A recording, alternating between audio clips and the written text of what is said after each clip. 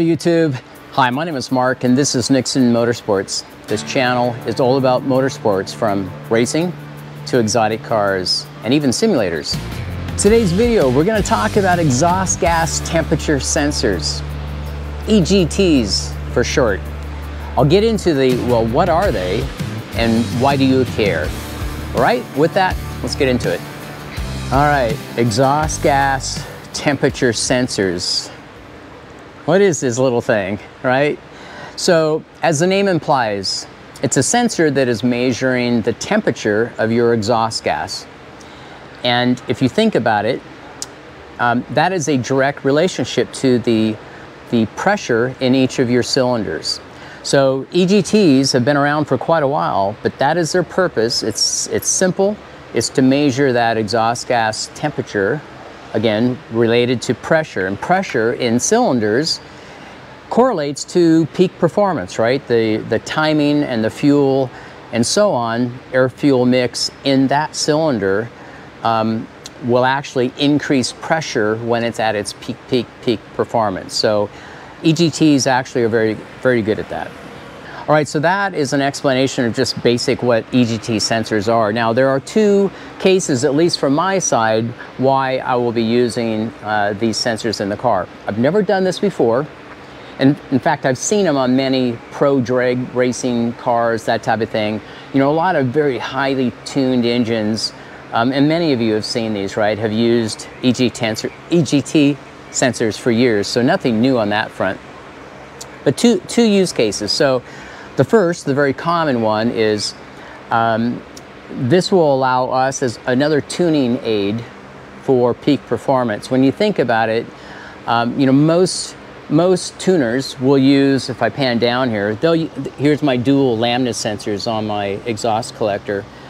Most tuners will use lambda for tuning, right? Works well and such.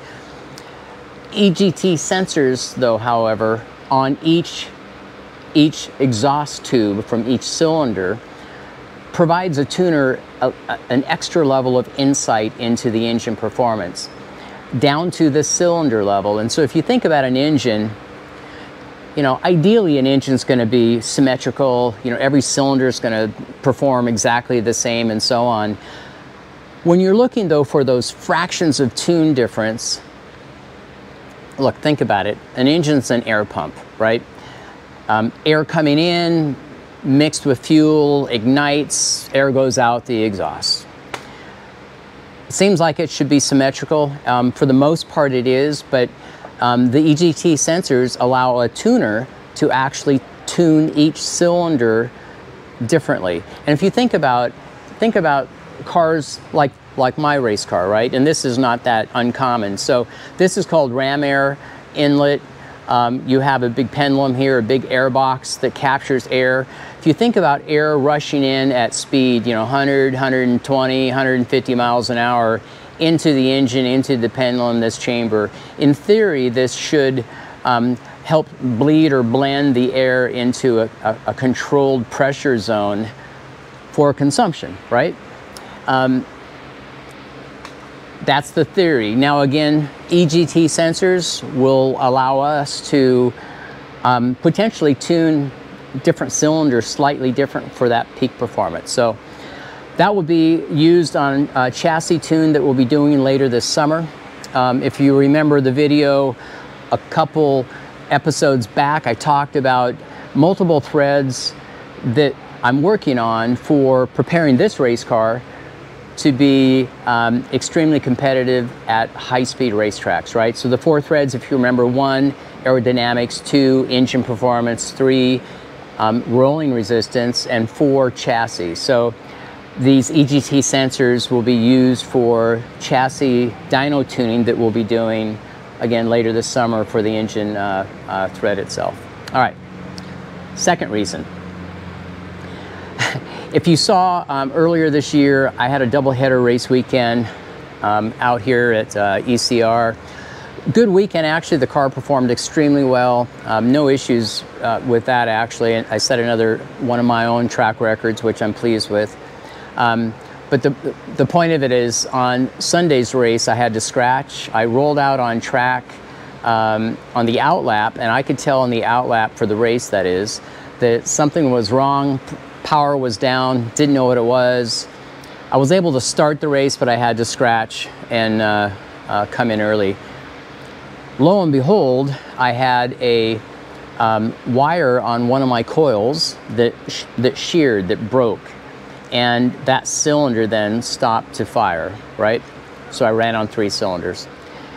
So the second case I think these EGT sensors will come in handy, you think about it. So one of these guys on each cylinder is a great tool for preventative aspects. So what I'll be doing is adding alarms on my dash where when we're just warming the car up or whatever that may be, we will be able to see if any one particular cylinder is having any kind of an issue, right? In theory, that would give us time where we could actually address it before we roll out on track, whether it be qualifying or a race or whatever that may be. So those are the 2 primary reasons why I'm installing these EGT sensors. All right, so let me pan down here and show you again a sensor itself. So this is a typical sensor. This is these are the ends that come on them. They're just a 2-pin. They just press inside a coupler. But the tip here and the end of the sensor is what it's all about. And they come in a couple different types. These are from TechSense, by the way, which if you haven't used their products, they make fantastic professional level sensors. This is a K-type sensor. And I wouldn't begin to tell you that I think I know everything about them, but I know there's multiple types. It has to do with the tip itself, the opening or close end of the tip, the materials used in the tip itself that determine or that create a read of temperature. So the important thing is to make sure that whatever temperature sensors you use, that it's the same type, in this case K-type, for each of your cylinders. That's important, okay? The second thing for the sensor is you need to purchase these small little buns. There's a handful of manufacturers out there. These are simply little weld-on adapters that you'll use on your header itself. And so you'll have to drill a hole in the upper side of each header towards the cylinder. You'll have to insert these and then weld them in place. Once you do that, then you're able to take your probe and it screws into those buns, okay? Pretty straightforward. The second item is, in my case, this hub, which is a cam-based hub, another product from TechSense, by the way.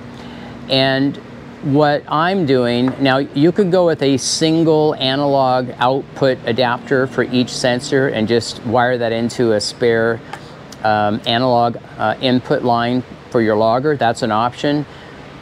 It's cleaner, in my view, though, to use something like this. That's it's a controlled device. It takes, you know, in this case, 4 sensors up to 8 or I think even greater, and the output's simple. It's a 1 megabit CAN, so wiring is straightforward. You got a CAN high, CAN low, and then power. That's it, and you plug each of your sensor probes into this device. So those are the 2 devices that are going into the race car. All right, so with that, let me get these buns welded on the headers, get the headers in the race car, and see what that looks like. Come on. Okay, got the headers in the race car. I got the buns in place. I actually put each of the probes in place. If I pan over here, maybe you can see that around the wiring here, but here are each of the probes that are installed, okay? Now, the important thing is, I try to find a camera view here, the important thing is you want to make sure when you weld your buns in place that the distance from your flange, the open header flange, is the same for each of your tube rows directly, right? So just make sure that distance is the same. The further out you go with decreased temperature, that type of thing. So you want to keep those consistent. And it's the same with the depth of the probe that you insert as well. Make sure those are the same when you insert the probe, right? If I'm looking at this, see here at the end of the probe, there's this lock nut. That distance from the tip to that flange or that bun adapter, you want to make sure they're the same. That just like, you know, the further away from your exhaust tube, you know, temperature will decrease. Same thing here. You want to make sure that they're as consistent as you can. So that's what I've done here. So the sensors are in place, the headers are mounted. Now we need to turn over here to this hub. Need to get this mounted someplace in the engine compartment, get this wiring in place. Once we do that, we can power this thing on and see what it looks like. All right, let's get to that. All right, so I have the engine running, just doing some initial check. And let me show you what it looks like on Motec, just raw data with the EGT sensors. So if I turn over here, now these are relabeled in I2, but you see channel 1, 2, 3, and 4. And you scroll over here, you can see temperature, and that's in C, by the way. So you can see all 4 channels are actually working. Pretty cool, right? So it's actually seems to be doing its job. Yeah, pretty cool. So installed not too bad. Taps into the CAN bus. I need to clean up the wiring here a little bit. I have it programmed appropriately here in Motec. So let me show you what I've done for an alarm. Okay, so what I did is I programmed exhaust gas temp for each of the channels, and from an alarm point of view, I set a threshold basically of, you know, a rough number, right? Something I know I can see here running that's a typical value. Now, just for demonstration, I turned channel 1, I turned that threshold way up, so way higher than it should be. And it will actually come on here in a minute while this thing is cycling through. So let's give it a second. At least it should come on unless it's running that high a temp already. Yep, there it goes. So that would show an example of what I would see if I had a channel or a cylinder that was not firing correctly. Okay, so it's working. Right, let me turn over to Motec though. Back on the alarms, again, one of the things that I think is very valuable with the EGT sensors is to see and to make sure each cylinder is firing, right? So if I run over here, this is the alarm setup window within Motec, if you haven't seen these before. So here are the different alarms that I have. If I go down here to EGT number 1 cold, so you can see what I've done here. I just said, all right, so for channel 1, that's exhaust gas temp cylinder number 1. If it's less than 121, that's Celsius, for 5 seconds, and the engine's running at least 1,000 RPM, so it's running, right, for 10 seconds. So that's the basic conditions I set up. If that happens, then on my dash, I say, all right, tell me exhaust gas temp number 1 is cold. I show the value and it automatically resets and so on. So that's as simple as it is to set up alarms again, and that actually shows directly on my steering wheel and my dash. The second thing is I'm displaying this in telemetry. So I'm broadcasting over wireless to the pit wall. In addition to all the other data, I'm broadcasting each of the 4 EGT temp sensors. So the crew on the wall can actually see if there's any misfire or anything like that happening while on track as well. So kind of cool, right? So we'll have to get this thing out on track, see how well it works, but so far here in basic install setup, it seems to be working really well. All right, well, that's it for this video. Pretty short. Exhaust gas temp sensors, you know, you might want to check them out. I think there's some good use for it. Now, you'll see here in the next couple months when we do our chassis dyno work for this car, again, trying to focus on tweaking the tune on the engine, you'll see it, well, outside of the broader tune aspect of things, you'll see EGTs used there from a tuner point of view as well. So we'll see if that actually helps performance-wise, right? A handful of stuff coming out. I've been a little preoccupied lately with all kinds of stuff. So I had a little low period of new content coming out, but I can assure you there's a lot in the works, and you'll start seeing things come back up online relatively quickly. Make sure you subscribe. You know, I'd appreciate that. That's obviously how you get notified. And you know, look, it helps this channel. So for those of you who have done so, thank you. I appreciate that very much. And that's it for now, okay? Until next time. Ciao.